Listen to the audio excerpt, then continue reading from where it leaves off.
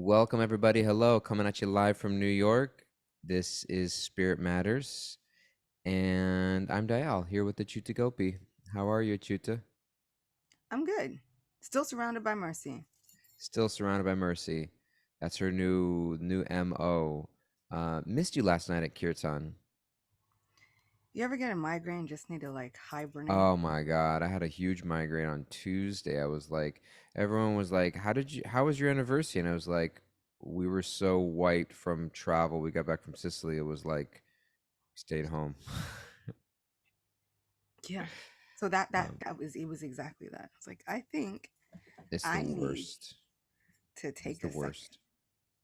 Yeah, I'm glad you did. I'm glad you did. Um, if you're having a migraine out there, we're with you. We love Yeah. you. We're wishing you the best. Rest. For me, it's always sleep. It comes from lack of rest or sleep. And it's like the antidote is just to like rest as much as you can. So we are picking up on the Gita here. We've been starting out in chapter one. We've gotten to yesterday. We realized we've gotten to about text 7, right? That's where we left off, Yes. roughly. Text 7, Bhagavad Gita. This is Duryodhan speaking. Duryodhan, the captain of one of the armies, um, is speaking to his generals and trying to pump them up. He says, "But for your information, O best of the Brahmanas, let me tell you about the captains who are specially qualified to lead my military force." So now he's going to be describing his general and his side of the army. He says, "There are personalities like you, Bhishma, Karna, Kripa, Ashvatthama, Vikarna, and the son of Somadatta called Bhurishrava, who are always victorious in battle." I'm going to be reading these verses, and if you have something you want to pipe in, Achuti, just mention me. I was like, let's just plow through these verses and get ahead to some of the juicy parts. And Achuta's like, no, we gotta pause and read some of this good stuff. And so I'm counting on you to cut me off if there's a place you want to stop. Cool. Um, he goes on. Duryodhan continues. There are many other heroes who are prepared to lay down their lives for my sake.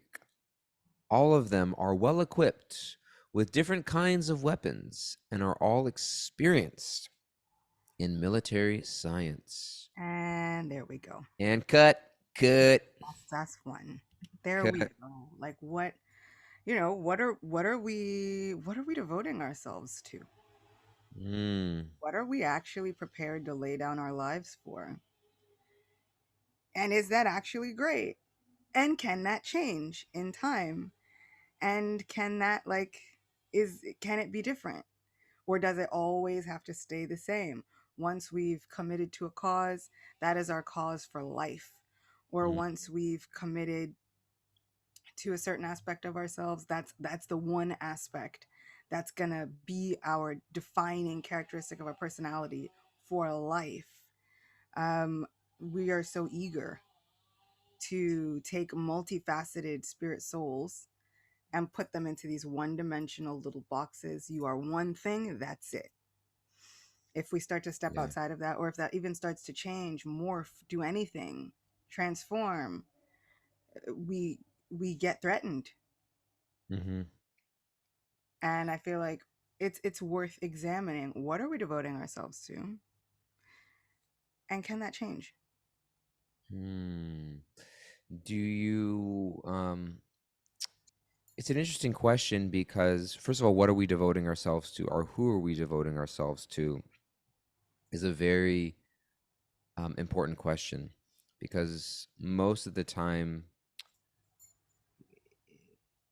I believe that everything we do is an expression of devotion to something or an expression of it's the nature of the soul. We've learned this word dharma, which is the first word of the Gita, and we'll discuss this nature of dharma.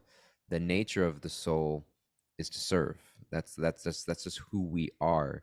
And if it's not whether it's spiritual energy or material energy, and we're always in the service of something. Even when we feel like we're selfishly motivated, we're not actually selfishly motivated because we're identifying our body and our mind as the self, not understanding that they are separate from us. I'm not my body, I'm not my mind, but I'm serving the urges and impulses of my body and my mind.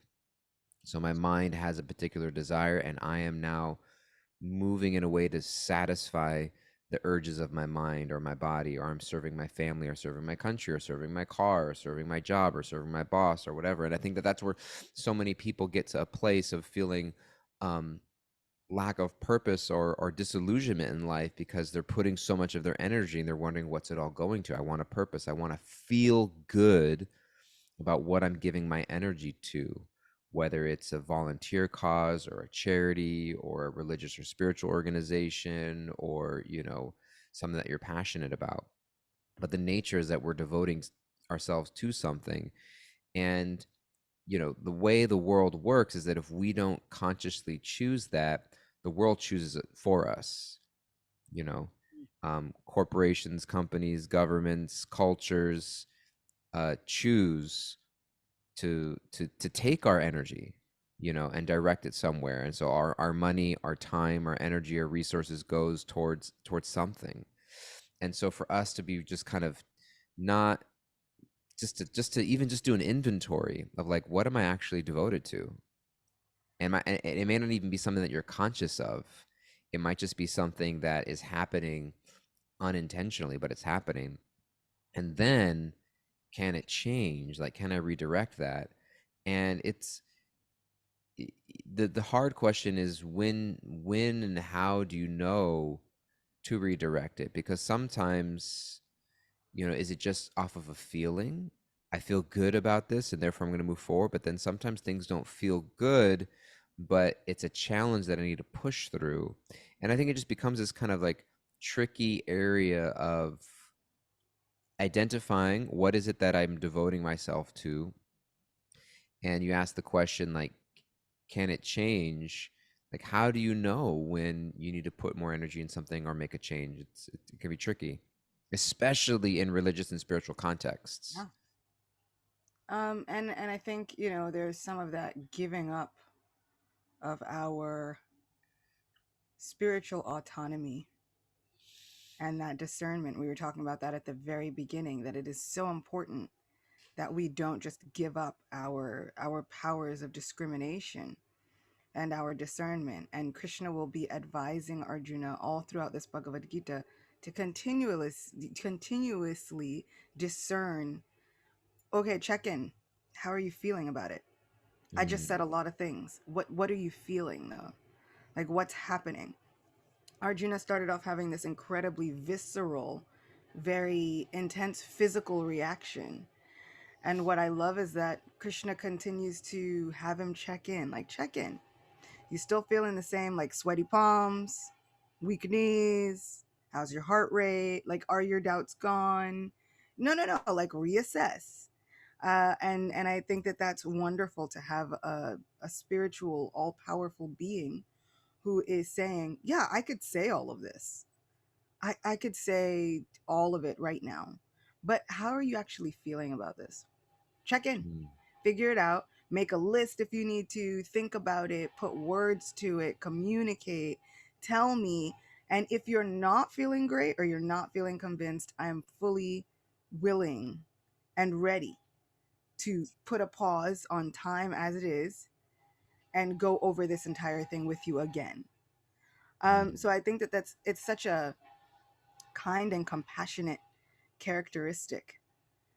But, as for how we know when things aren't working, I would wager that we know more often than not. Sometimes we don't listen to it, but we tend to know more often than not. We get that there's oftentimes a gut feeling when things are not working.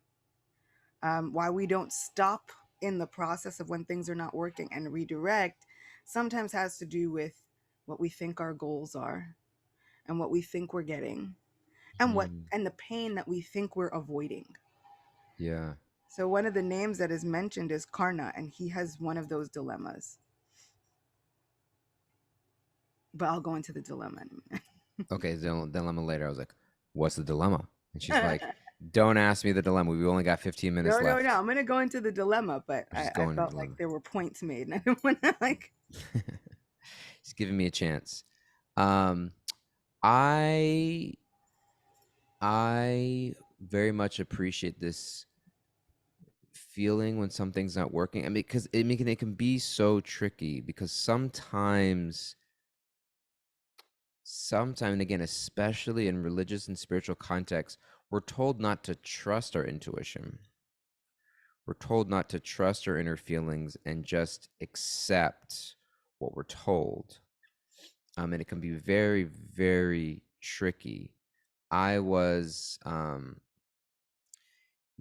I watched this documentary recently. I watched it on the plane when I was coming back, about the FLDS in uh, Utah or in Texas, Fundamentalist Church of Jesus Christ of Latter-day Saints, that uh, Keep Sweet, Pray and Obey. This documentary that came out, very, very disturbing documentary, and it was about this religious oppression that ultimately led towards you know rape and sexual violation of underage girls. Um, but the hard part Sorry, trigger about it, warning. what's that? It's all right. Trigger warning. Trigger warning, trigger. Yeah, I mean every episode has like a trigger warning on it. Um, it was a polygamist society, um, which the issue wasn't that it was a polygamous society. The issue was that it was an extremely, excessively, oppressively patriarchal society where women were basically just assigned to men. Um, and the challenge with it was that there was no physical like restraint, like people weren't like locked up and like gates that you couldn't get out, but it was an emotional and mental restraint where the society very much kept to itself and locked itself from the outside world. And um from birth, people were just born in a certain mentality of like what it meant to be obedient and to listen, and to what it meant to be on the path to salvation versus damnation, etc. And and then when it got when it eventually got into the place where um authorities started stepping in, and the person who was in charge is now in jail, is when they started assigning underage girls to men, yeah, again, very disturbing. But the way that the reason I bring it up, and the reason why it was so hard to create a case, is that you need a victim to come forward. And so the people that were being interviewed in the documentary, the prosecutors and the reporters and lawyers, looking back, are able to tell the story. But at the time, it was like, unless a victim comes forward, you don't have a case, right? About anything. And so much of the story, culminates in one woman who made the decision to step up and to say something. And so much of it is about these women telling their stories, who are now adults, looking back and wrestling with that feeling of something being wrong or something not feeling right, but coming up against um, spiritual oppression and the idea of like not questioning the people who represent the voice of God in your life. And it can become so tricky where it's like, I follow my intuition or listen to my gut, but then also like there's this idea of obedience and submitting. And even in spiritual life, Krishna mentions the idea of having a guru, and of inquiring submissively, etc.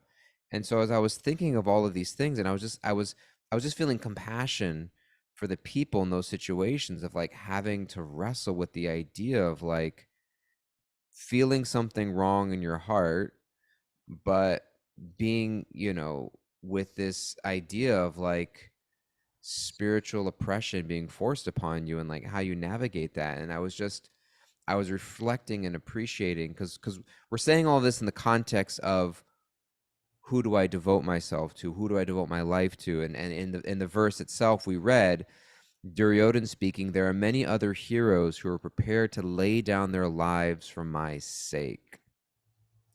And throughout Vedic literatures, throughout spiritual literatures across cultures, we were impressed upon so intensely the integrity, the moral and spiritual integrity of leaders. Rupa Goswami in the Nectar of Devotion, Upadeshamrita, first verse, Vacho Vegam Manasakroda Vegam Jiva Vegam Udara Pashta Vegam. That one is qualified to take up disciples or students around the world if they're able to control their speech, their mind, their anger, their tongue, their belly, and their genitals. It's mentioned specifically, udara pashta vegam, these urges, the idea of yoga and this and samadhi and absorption of being in advanced stages, somebody who's in an advanced level, the first stages are the yamas niyamas, ahimsa, causing no harm, brahmacharya, being able to restrain yourself sexually, satyam, being truthful, you know, these checks and balances system. And so I think it's a balance of being able to um um this idea of submissiveness, which can have such an extreme negative context. I mean, the name of the documentary was Keep Sweet, Pray, and Obey. It was all about submissiveness. But then Krishna also says in the Gita, inquire submissively. And so there's this idea, and we've talked about earlier in the week about not, inquiring, but not bringing your ego into the equation. And so there is an idea of humility and submissiveness that's essential for spiritual life. But then there's also the ability of discernment in terms of who am I devoting myself to and what is their moral standing. That is essential. And Duryodhan did not meet that criteria, bringing it Um, back. I mean, in yeah, yeah. In some ways, he had a couple of good qualities, and in a lot of ways, he absolutely did not. And what I think is that Krishna speaks about finding a guru, inquiring submissively, and all of this within Bhagavad Gita, and then we normally stop there. Hmm. Those are in earlier chapters. In later chapters, he elaborates. Where is Krishna seated? In every Yeah. single heart. Hmm. Guiding the wanderings, giving intelligence, knowledge, and forgetfulness. He's saying, he's like, I'm also, he's like, yes, you need a guru. And I'm sitting there speaking to you from your heart every single moment. Yes, sometimes you can't hear me. And so then, yeah, sometimes you need a little radio frequency from outside to come and redirect our own frequency so that we can hear that voice coming from deep within. But he doesn't disregard that he is speaking from within each and Hmm. every single living entity. Hmm. And so I think that it's important to take both, it not one or the other. Yeah. And so my parents, they were living in the temple in the 70s, and being good obedient Hare Krishnas, and then the mandate came down that all householders with children had to send their children to Gurukul, and it wasn't going to be in New York. And my parents had a moment where they really had to decide, what are we going to do? And my dad was really firm on, absolutely not. I'm not sending my children away where I can't see them every day. And the management at the time said, well, you have to send them or else. And the idea that came down was, this was what was going to make Prabhupada happy. So it's not like people are just saying this, they're also using this reasoning. This is what's going to make Prabhupada happy. This is what's going to make you a good devotee. This is going to make your children whatever, godlike, whatever it is. And so then they had to really grapple with, what do we do? Do we listen to the inner intuition that says, I don't think it's a good idea? Or do we follow what they say, this will make Prabhupada happy? And they said, well, what's the or else? And they said, or else you have to leave. And they said, okay, well, then we're leaving. And that was really hard, super difficult, especially for my mom, who has such a compassionate heart and really just wants to do the right thing.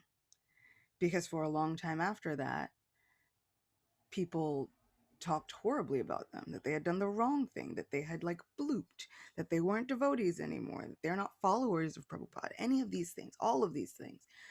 And I had a cousin, I still have a cousin, he's still my cousin, who went to Gurukula.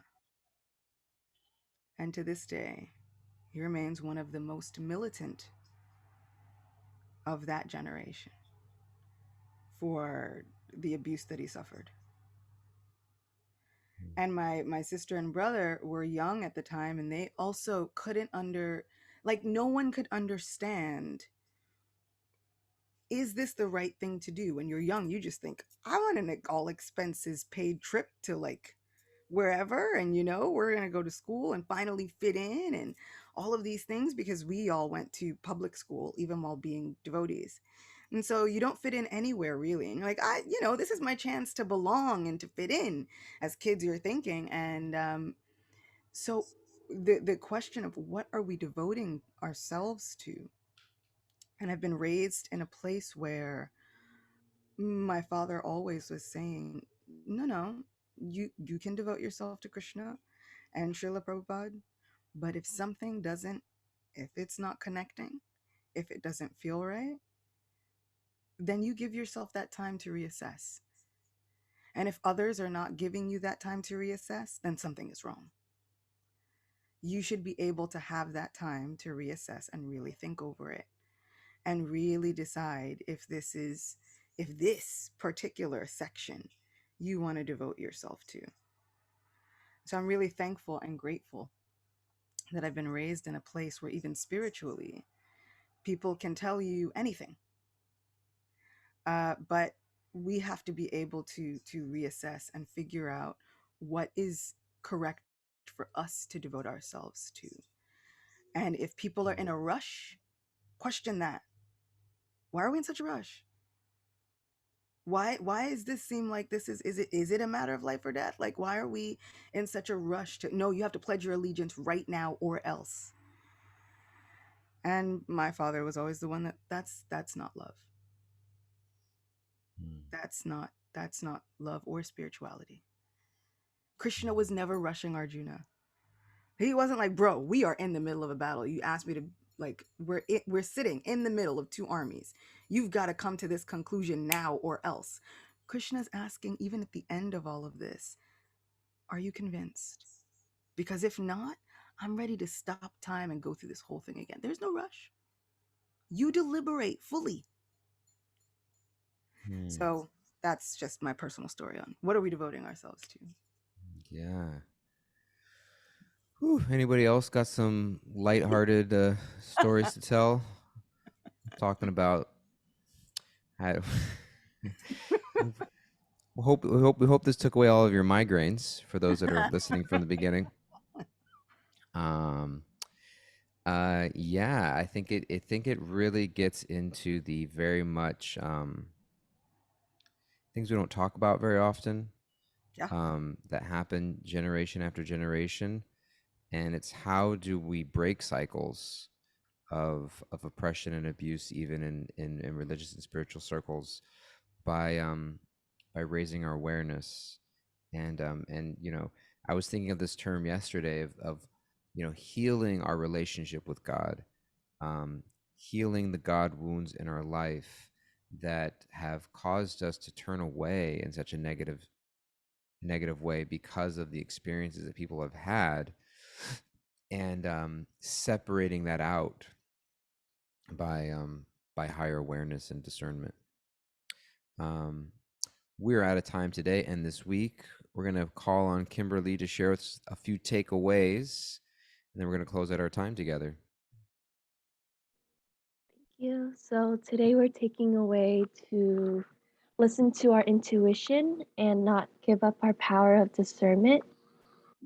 Everything we do is an expression of our devotion to something. So it's necessary for us to consciously choose who and what we serve. Otherwise, the world would choose for us. Mm, thank you, thank you. What's your walk away, Chuta? My walk away, my takeaway is that with everything that really truly matters, there is no rush to make a snap Mm, decision. Oftentimes those snap decisions don't always serve us. So there's no rush with the things that actually matter. We can take our time. We don't have to be in a constant state of rush anxiety. We should deliberate, think about it, feel about it, mm, and then come back. yeah, beautiful. Thank you. For me, I mean, we're talking about other people and like discernment of leaders, et cetera, and integrity. And I was just kind of pointing it back on myself and just assessing integrity for myself as a person and how it matters in the way that we lead. And I do believe there's this principle in spiritual life that, like materially, what you know is what you're able to give. Mm, Um, I know a certain amount, I can give that to you regardless of anything else in my life. Spiritually, it's more who we are is what we give because it's less information. And so the things that we do, the way that I treat my wife or people, the way that I treat friends and family, the way that I interact in the small moments, all has an impact on my ability to show up in leadership positions in my spiritual community. And so, just thinking about personal integrity and the small things that nobody sees mm. matter. So, thank you guys so much. Thank you for being with us. We love you. We're off for the weekend, but we'll be back on Monday. Please take care and be well, and we will see you then. Bye bye.